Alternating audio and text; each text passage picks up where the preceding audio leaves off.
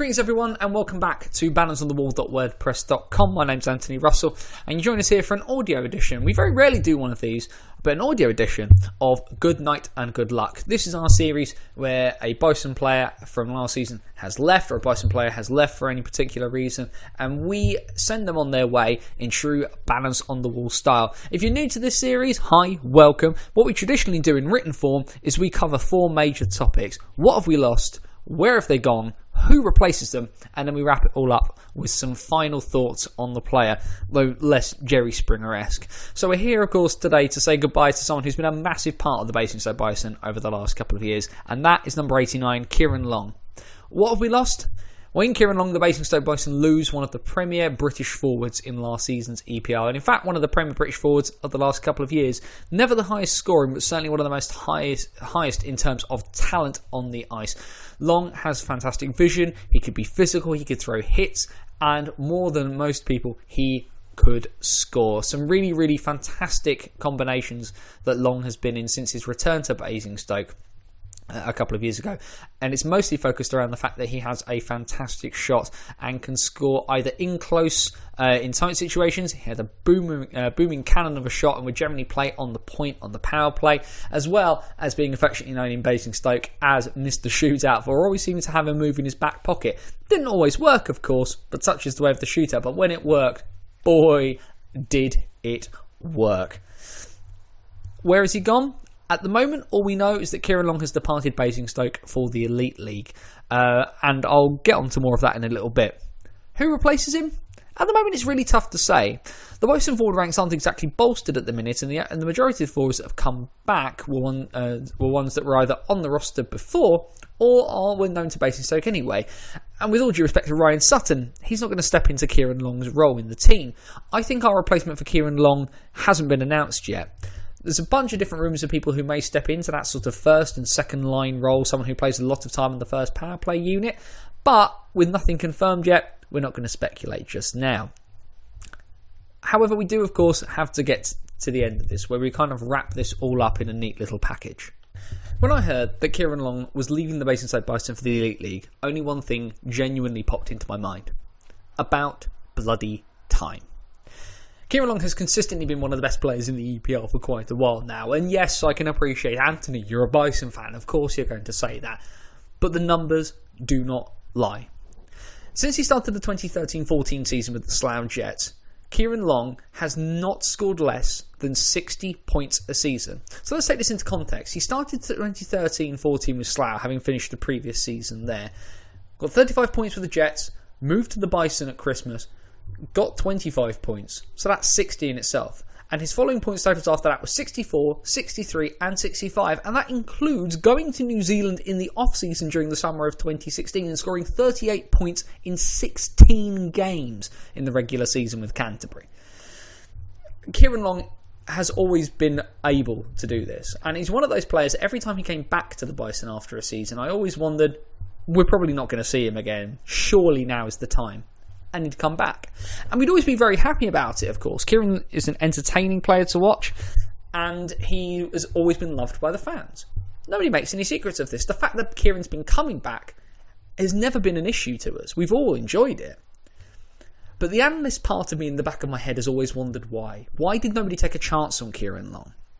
In some ways, actually, it's the one mild silver lining in some ways to this change. The move of everything. The EPL fizzling out in a blaze of blur and teams moving to the NIHL.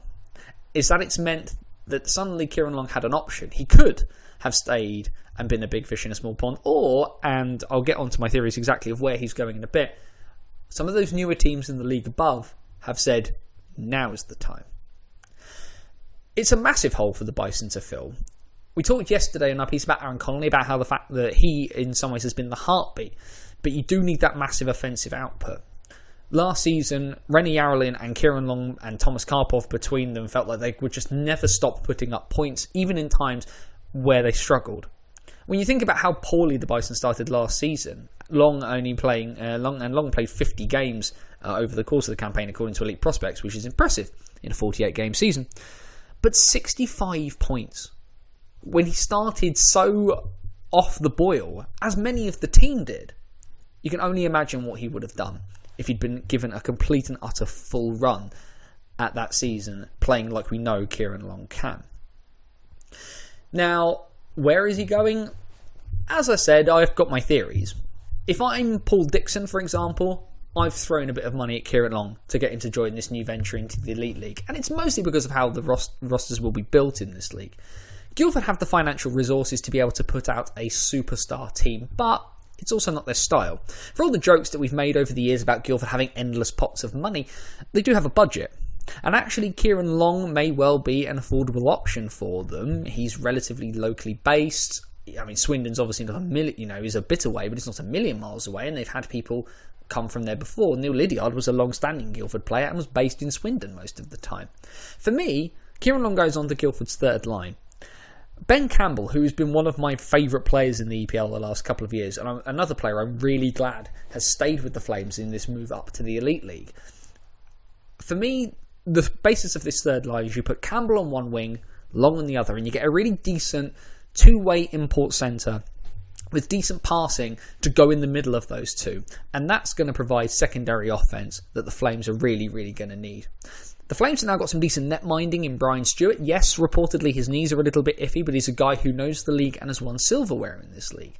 And actually, Ciaran's now stepping up to the Elite League, and yes, he is going to be 27 around the time that the season actually starts, but you're not putting Ciaran Long into an Elite League roster straight away to be the bulk of your offensive scoring.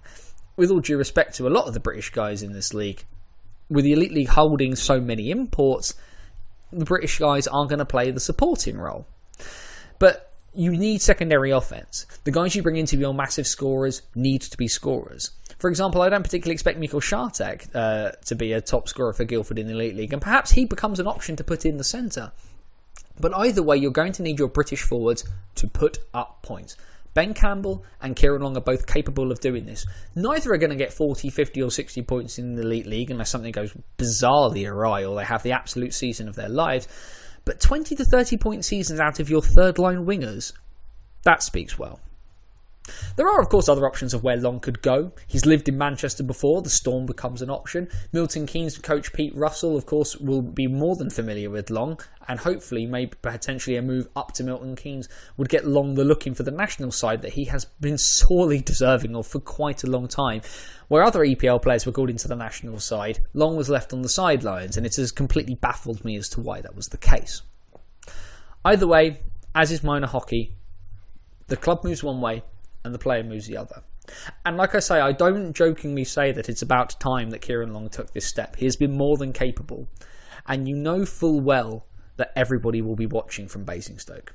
When Zach Sullivan left after the double winning season to go up to Braehead, Ryan Finnerty, the coach of the Braehead clan at the time, once famously said that he never expected Zach Sullivan to be so ready.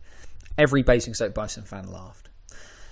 Whoever has signed Ciaran Long, I'm really, really hopeful that in their press release they don't talk about the fact that they don't expect him to be ready for the Elite League. Ciaran Long's been ready for the Elite League since about 2013.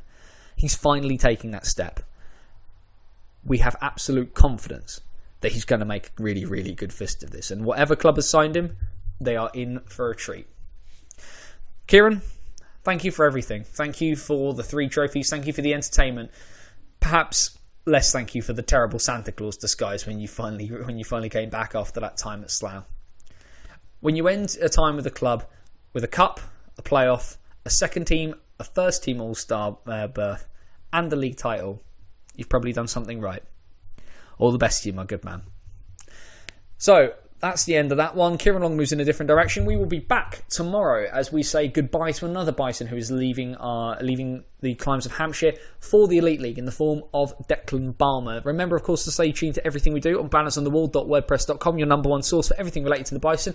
New episode of the BOTW podcast, bringing you all the news, action and views from whatever league we're getting ourselves in now, above, below and in between. We're going to be sorting that out. That's going to be out the back end of next week. So keep posted for that. Hopefully you're all having fantastic summers. Keep your eyes firmly on the website, as well as our facebook.com/bannersonthewall, and the Twitter @bannersotw. But of course, from bannersonthewall.wordpress.com, this is Anthony Russell saying stay safe and so long till next time.